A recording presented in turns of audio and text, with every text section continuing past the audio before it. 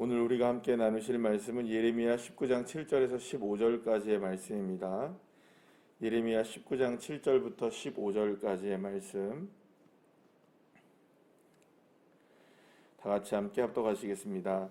내가 이곳에서 유다와 예루살렘의 계획을 무너뜨려 그들로 그 대적 앞과 생명을 찾는 자의 손에 칼에 엎드려지게 하고 그 시체를 공중의 새와 땅의 짐승의 밥이 되게 하며 이 성읍으로 놀람과 조롱거리가 되게 하리니 그 모든 재앙으로 말미암아 지나는 자마다 놀라며 조롱할 것이며 그들이 그들의 원수와 그들의 생명을 찾는 자에게 둘러싸여 곤경에 빠질 때에 내가 그들의 아들들의 딸의 살을 먹게 하고 또 각기 친구의 살을 먹게 하리라 하셨다 하고 너는 함께 가는 자의 목전에서 그 온기를 깨뜨리고 그들에게 이르기를 만군의 여호와께서 이와 같이 말씀하시되 사람이 토기장이의 그릇을 한 번 깨뜨리면 다시 완전하게 할 수 없나니 이와 같이 내가 이 백성과 이 성읍을 무너뜨리니 도벳에 매장할 자리가 없을 만큼 매장하리라. 여호와의 말씀이니라. 내가 이곳과 그 가운데 주민에게 이같이 행하여 이 성읍으로 도벳 같게 할 것이라.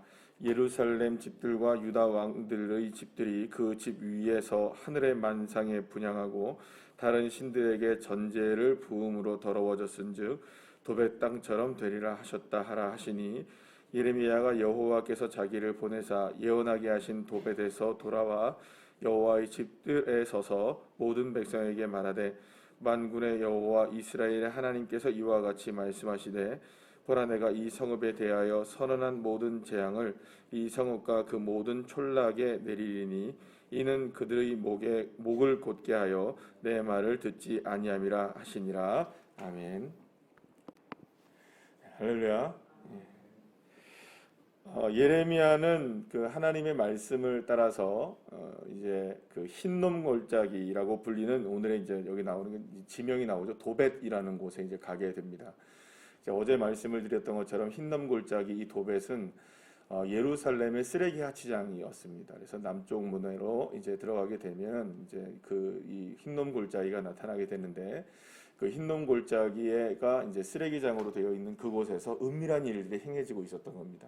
아주 은밀하게 어떤 것들이 행해지고 있느냐? 그러니까 바알에게 산당을 짓고 또 몰록이라는 신의 산당을 짓는 등 여러 가지 이제 산당을 지어놓고 거기서 정말로 은밀하게 인신 제사를 드리게 되었던 것입니다. 그러니까 거기서 인신 제사를 드렸던 이유는 딱 한 가지입니다. 그러니까 쓰레기 하치장이기 때문에 뭘 처리하기가 좋았던 겁니까?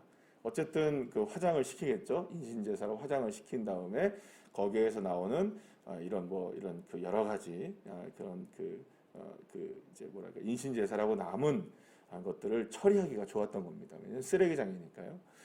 그러니까 이렇게 이제 은밀하게 진행된 이 도벳에서, 그러니까 흰놈의 골짜기 이 도벳에서 이런 일들이 벌어지게 되었을 때 하나님은 예레미야에게 항아리 하나를 들고 가서 그것을 깨트리며 이야기하라 이렇게 말을 하는 겁니다.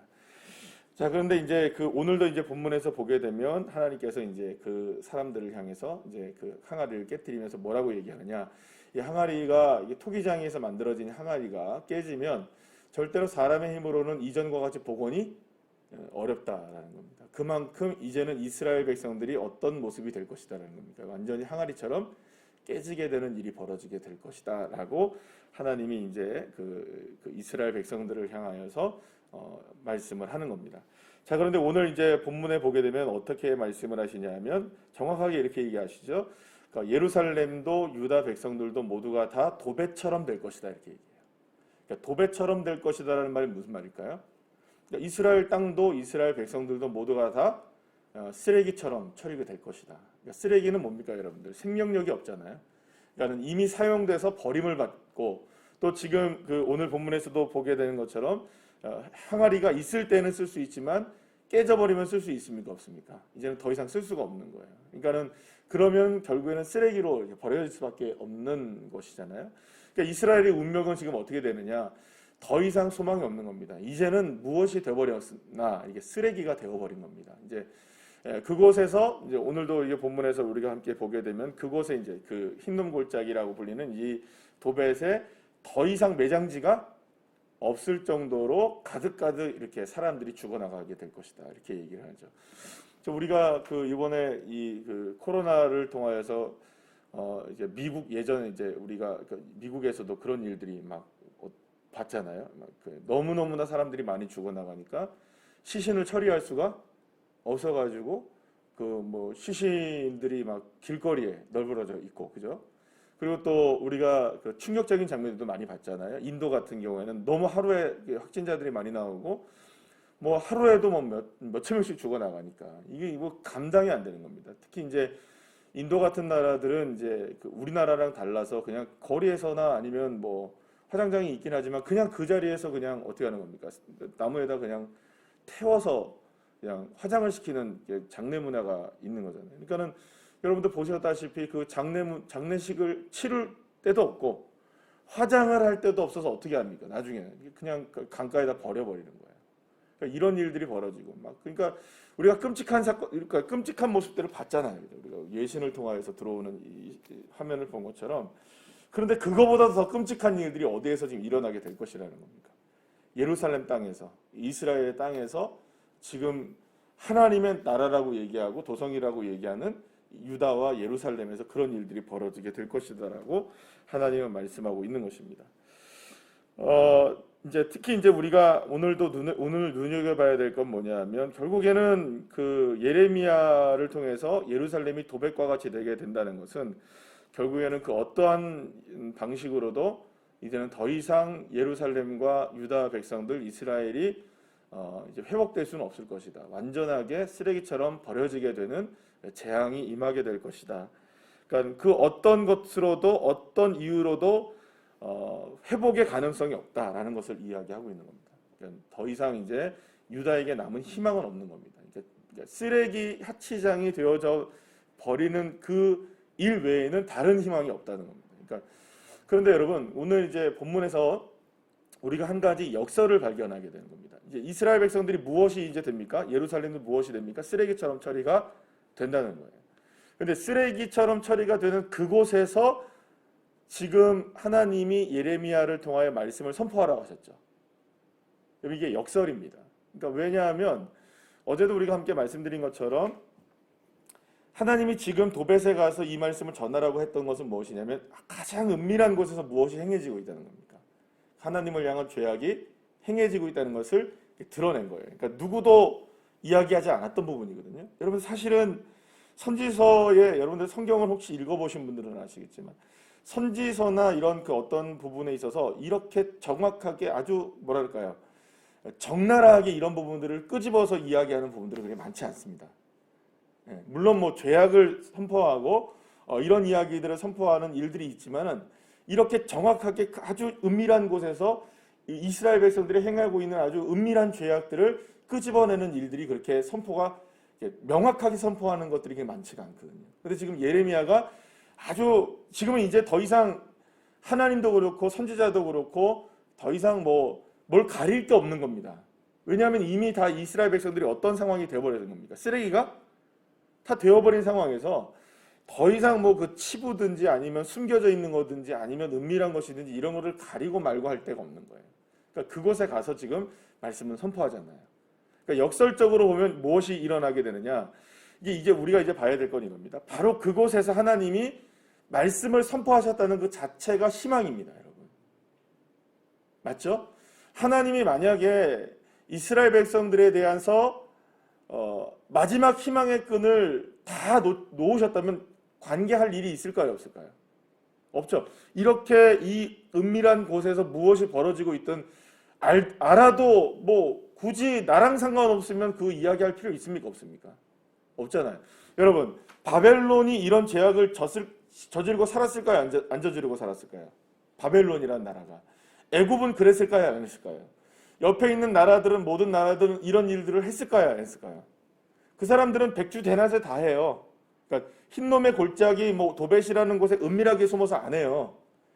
은밀하게 숨어서도 하지만 그 사람들은 그게 그냥 일상적으로 되어지는 일들이었던 거예요. 그러니까 하나님이 그들에게 가서 말씀을 선포 안 하세요. 그들에게 멸망할 것이다라는 이런 얘기들을 안 하세요. 왜 안 할까요, 여러분? 바벨론과 관계가 없으시니까 그런 거예요. 그러니까 물론 이 말은 하나님이 바벨론도 다스리시고 계십니다만 하나님이 선택한 민족이 아니기 때문인 거죠. 그러니까 하나님이 바벨론과 관계를 갖고 계시면은 아마 바벨론에게 이런 이야기 하셨을 거예요. 근데 바벨론에게 이런 이야기 안 하세요. 암몬에게 이런 이야기 했을까요? 안 했을까요? 모압에게 이런 이야기 했을까요? 안 했을까요? 애굽에게도 안 했어요. 아무도 안 해요.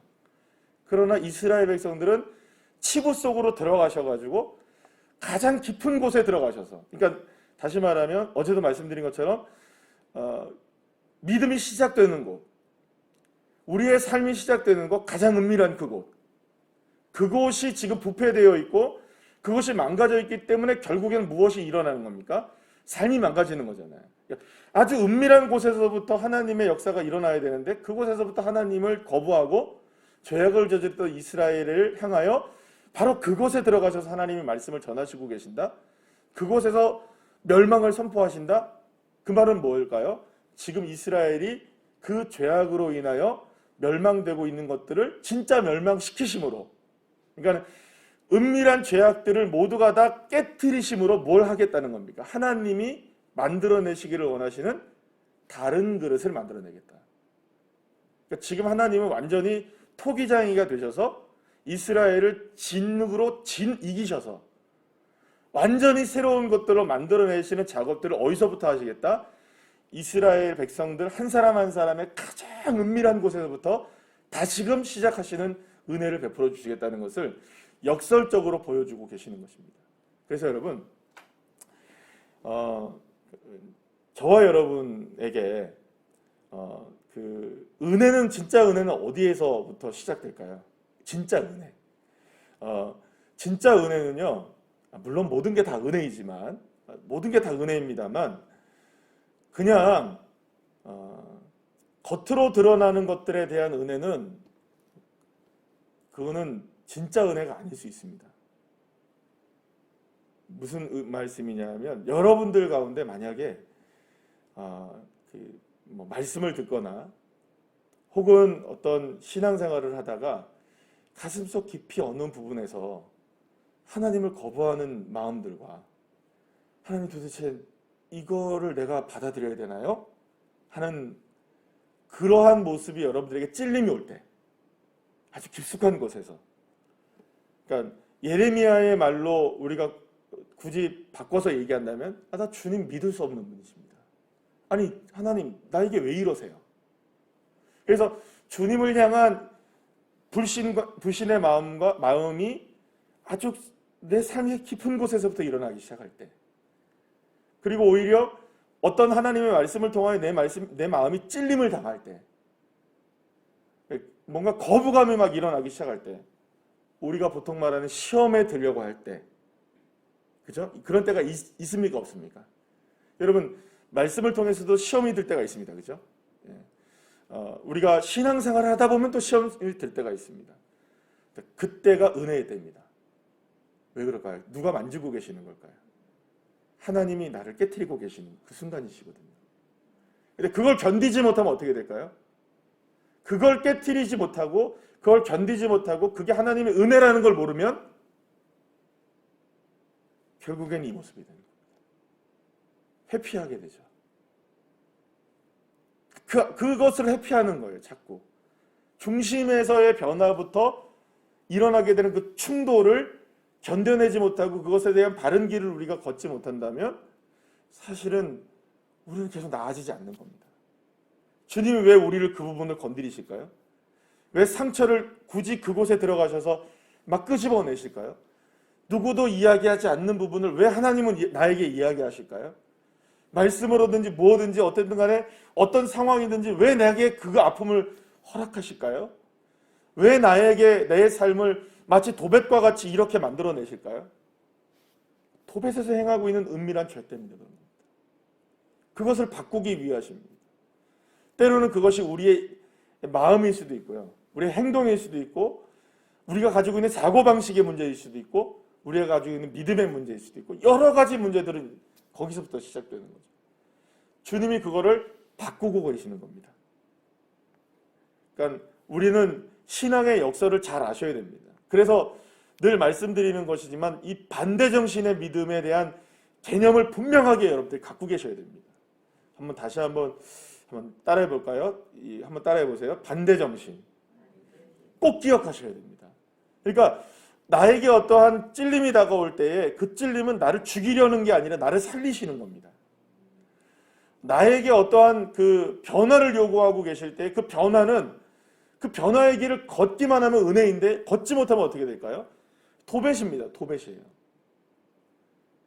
우리는 하나님의 도성 예루살렘이 될 수도 있고 쓰레기 같은 도배시 될 수도 있는 그런 상황 속에 우리는 놓여져 있는 겁니다. 어떻게 해야 도벳도 예루살렘이 될 수 있을까요? 어떻게 하면 예루살렘도 도벳이 되어버릴까요? 딱 하나입니다. 하나님이 나에게 들춰내시기를 원하시는 그 부분에 하나님의 뜻에 순종해 나가시는 겁니다. 그저 하나님이시기 때문에 순종하는 겁니다. 하나님이기 때문에 아멘 하는 것입니다. 주님이 나에게 무엇을 요구하시든 나를 무엇을 바꾸시기를 원하시고 계시든 내게 어떤 순종을 요구하고 계시든 주님 앞에 우리가 순종해 나가면 도벳도 예루살렘이 될 수 있는 겁니다. 그러나 우리가 그것을 감추고 뒤로 미루고 드러내기를 원하지 않고 순종하지 않고 그렇게 되면 결국 예루살렘도 무엇이 되어버리는 걸까요? 도벳이 되어버리는 겁니다. 사랑하는 여러분, 주님은 우리를 회복시키시길 원하시고 계십니다. 그래서 이 예레미야서를 통하여서 저는 이 예레미야서를 여러분들 우리가 묵상하는 기간 동안에 저와 여러분의 삶 그리고 또 우리 교회 그리고 또 지금 이 코로나로 인하여서 여러 가지로 어려워진 우리의 삶 속에 하나님이 이렇게 우리를 수술칼을 드시고 부족하고 연약한 부분들과 죄악된 부분들을 다 도려내셔서 새롭게 바꾸시고 또 새롭게 우리를 붙들어 주심으로 주님이 원하시는 아름다운 그릇으로 다시금 태어나게 되는 은혜가 있기를 간절히 소망해 봅니다. 그래서 오늘도 저와 여러분을 향해서 어떠한 그 말씀을 주시든지 이 말씀이라는 것은 오늘 이 새벽의 말씀만은 아닙니다. 오늘 하루를 살아가면서도 여러분 하나님은 늘 여러분들에게 속삭이십니다. 그 말씀을 아멘 하시고 받으셔서 그 말씀 앞에 순종하시고 그래서 도벳과 같은 우리의 인생이 아닙니까 사실은? 그것을 예루살렘으로 진짜 평화의 성 예루살렘으로 바꾸시기를 원하시는 예수님이 그 십자가를 지시기 전에 예루살렘에 입성하시면서 예루살렘을 바라보시면서 우셨잖아요. 네가 평화에 관한 일을 알았더라면 좋아할 뻔하였는데 이렇게 얘기하시잖아요. 그러니까 주님은 그런 마음인 거예요. 지금 우리를 향하여서도 울고 계시는 거죠. 내가 너를 그렇게 아름답게 만들어 놨는데 내가 너를 한 번도 놓친 적이 없는데 수많은 인생을 살아가면서 주님을 외면하고 살아가는 우리의 모습들 예루살렘과 같은 평화의 도성이었던 우리의 삶을 도벳으로 바꿔버리며 살아가고 있는 우리 모습들 사랑하는 여러분 회개할 게 있다면 우리가 회개하고 바꿀 것이 있다면 바꾸고 누구도 모릅니다. 누구만 압니까? 나와 하나님은 아는 겁니다. 그 아주 은밀한 곳에서부터 주님을 향한 회복의 역사가 저와 여러분의 삶 가운데 나타나기를 간절히 축원합니다. 기도하시겠습니다.